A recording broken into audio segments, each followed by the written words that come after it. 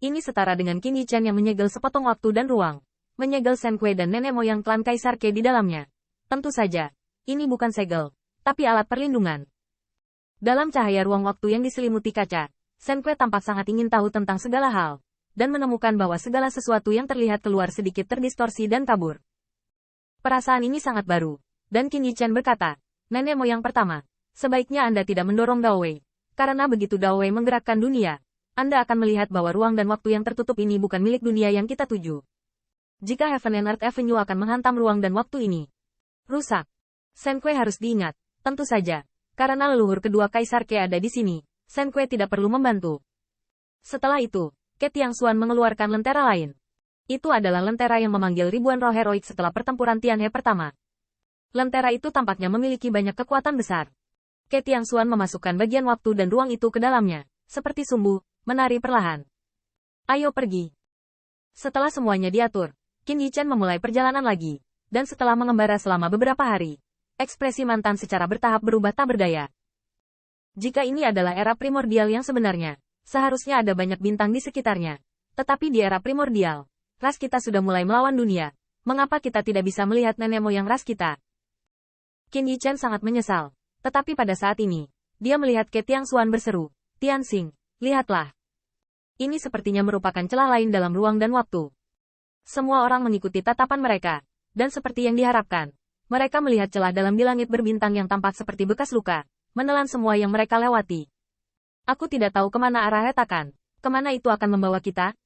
Sekelompok orang kuat melihat celah ruang waktu, dan tidak bisa menahan perasaan sedikit gugup. Tetapi Feng Nianwu akhirnya mengepalkan tangan setelah terdiam beberapa saat dan memutuskan, bagaimanapun, masuk dan lihat. Selama kita bisa kembali ke era naga sejati, kita akan aman. Seolah-olah nenek moyang dari klan Dike telah ditemukan. Di manakah nenek moyang dari klan lain dan klan naga yang sebenarnya? Jadi tidak peduli apa, kedua tetua umat manusia memutuskan untuk masuk ke celah ruang waktu ini. Setelah leluhur kedua Kaisar Ke saling melirik, dia juga mengangguk.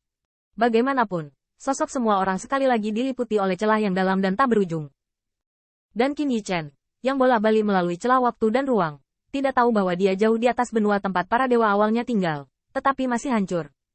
Gunung-gunung itu terhuyung-huyung, seperti naga. The King of Star Reaching menutup matanya rapat-rapat, matanya masih tertusuk jarum divine, membuatnya merasakan trauma, sementara Wei Yuanxiang mendukungnya sambil menerangi kegelapan di sekitarnya. Pangeran, lukamu tidak masalah? Berapa lama waktu yang dibutuhkan untuk pulih? Namun, King of Star Reaching sama sekali tidak peduli dengan luka-lukanya sendiri. Sampai saat ini, dia masih mengertakkan gigi dan berkata, kamu harus berjuang keras saat itu. Pada akhirnya, itu pasti geng anti pencuri. Raja yang menangkap bintang itu penuh dengan amarah. Kuncinya adalah menemukan peluang bagus di lain waktu. Bahkan leluhur pertama klan Dike dapat ditemukan. Jika klan manusia menemukan kekuatan manusia dari era primordial, maka mereka yang diburu mungkin akan menjadi mereka. Daerah sekelilingnya gelap dan ada hembusan angin yang suram. Dinding batu tempat Raja Starpicker lewat ditutupi dengan kristal, seolah berjalan melalui koridor yang penuh cermin. Semuanya tampak aneh. Sekelompok pria kuat di pengadilan surgawi mengikuti, dan bahkan kekuatan besar dari berbagai kaisar, seperti lelaki tua dari suku Manhua, sangat ingin tahu tentang apa yang akan dilakukan Raja Penangkap Bintang ketika dia kembali ke sini. Melakukan apa? Meskipun persepsi pemetik bintang saat ini terluka, dia juga sangat tajam. Ada cahaya bintang redup di matanya. Dan kemudian, dengan pukulan tiba-tiba, cahaya bintang itu meledak dan menghantam tanah. Ledakan. Tanda seru. Tanda seru. Dinding batu itu hancur. Dan bahkan pegunungan seperti naga biru berguncang. Namun, penampilan Raja Pemetik Bintang itu terkejut dan rumit. Dengan pukulan ini, tidak masalah untuk menghancurkan bintang. Tetapi pegunungan ini belum sepenuhnya runtuh. Tampaknya bajingan kecil dari klan Bais benar. Ada tempat besar yang aneh di sini. Dan itu mungkin kesempatan besar kita. Ledakan.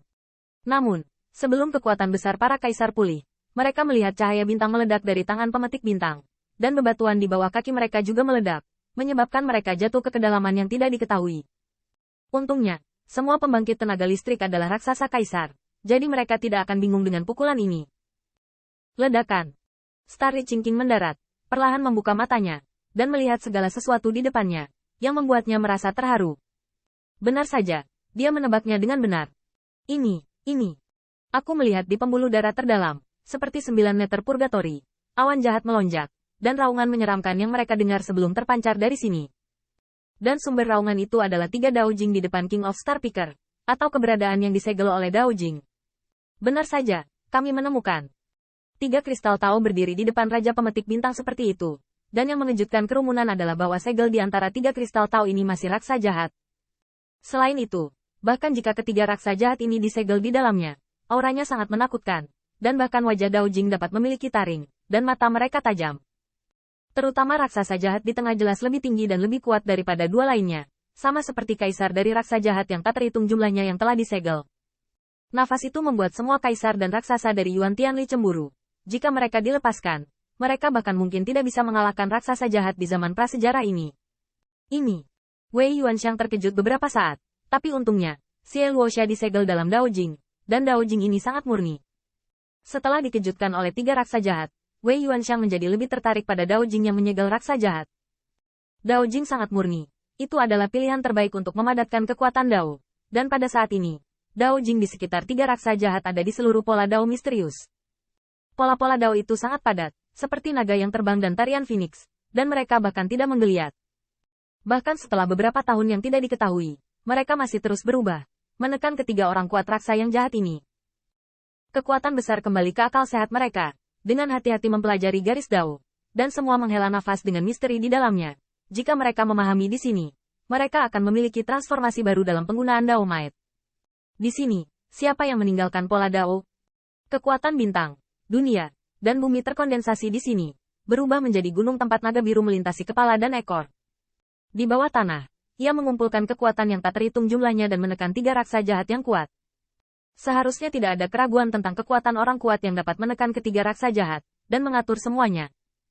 Intinya adalah, jika penindasan raksasa jahat mendahului kelahiran para dewa, artinya, itu kembali ke hari-hari awal era primordial. Ratusan juta tahun yang lalu, Dao Rune yang dipadatkan oleh orang kuat tertentu bahkan lebih terlepas dari raksasa Raja Yuan Tianli. Itu hanya bisa menunjukkan bahwa kekuatan besar itu, persepsinya tentang Tao di era primordial, pasti sangat kuat.